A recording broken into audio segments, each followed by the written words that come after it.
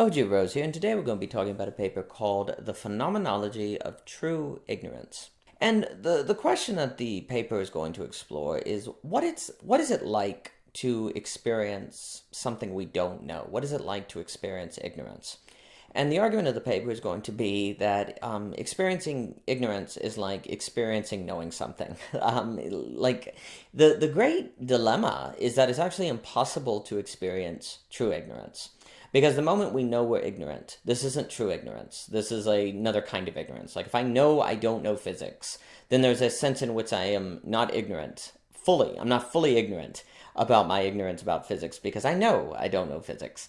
True ignorance is where I don't know I don't know.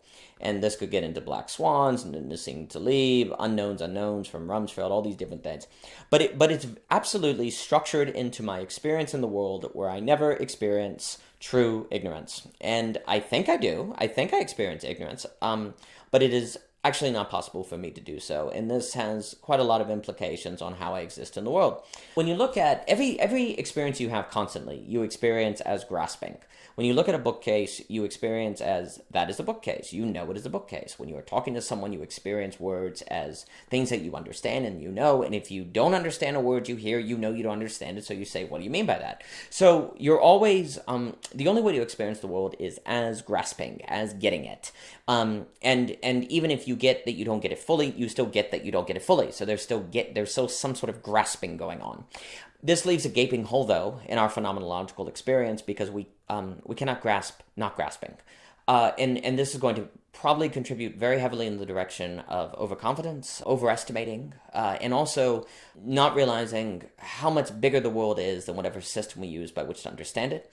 And it's also going to make us very poorly equipped to take a good estimation of the likelihood of there being evidence against us, whatever we believe or what we think is going on, because we do not grasp the fact that we grasp so little. And the amount of the universe that we don't know is very, very large in comparison to the amount of ignorance we don't know.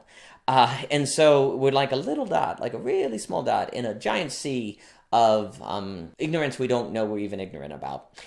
And yet we have to experience life as if it's in fact the true ignorance that's a small blip. Our mind makes us experience the world as if the true ignorance is what's in the minority, as opposed to us and our knowing in the minority.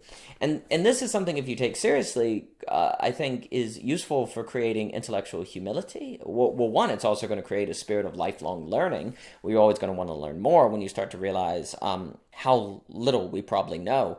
And that our very experience of the world is against us in knowing how much we don't know. So I think it's good for lifelong learning, opening up to new ideas and different things like that. And there's a lot of things, frankly, that work against us. Like if, let's say I believe in free market, I must believe that there does not exist an argument or a book out there disproving conservatism, or let's say I love Thomas Sowell.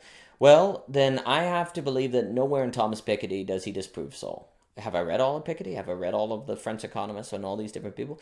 And if there's a book out there, say, that disproves conservatism, that I don't know is out there, my gosh, I'm believing something false, but don't even know I don't know that I'm believing something false.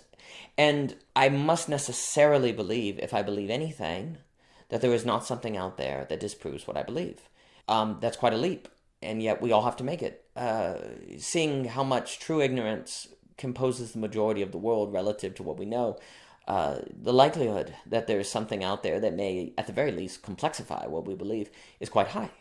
And yet, in Wittgenstein's Uncertainty talks about this idea that we just simply cannot question everything. We must assume if a door is going to turn, the hinges must stay still. That's a paraphrase. But likewise, if we're going to function, we must believe something. And it's not possible for us not to have a worldview. We are going to be influenced by philosophies. Even if we think we're practical people, our ideas of what constitutes being practical will be completely relative to our view of the world and our view of what is practical. And so you can't escape it. So we have to take this kind of leap, this kind of jump, and believe things. And believe that there's nothing out there of which undermines the thing we believe, when the majority of what's out there is something we don't even know we don't know. The other thing is, if we encounter something that 5 minutes ago we didn't know, we must encounter it as grasping as ignorance. The moment we experience true ignorance, it transforms into ignorance. The moment you experience something that you're truly ignorant about, it transforms into ignorance, and therefore it is as if you were never truly ignorant of anything at all. See how your brain is sort of working against you. So anyway, I think it's very important to recognize the phenomenology of true ignorance in order to achieve epistemological humility. And also, I think it will make us slower to attack people who disagree with us or to be self-righteous against those people because maybe they don't know that they don't know that there are alternative ideas out there, and maybe you can offer them. But, if you realize that there's more out there you don't know than you do, then you might not teach what you think or offer what you think from a spirit of self-righteousness. Anyway, there's more than that in the paper. You can find it at ogrose.com, and thank you for your time.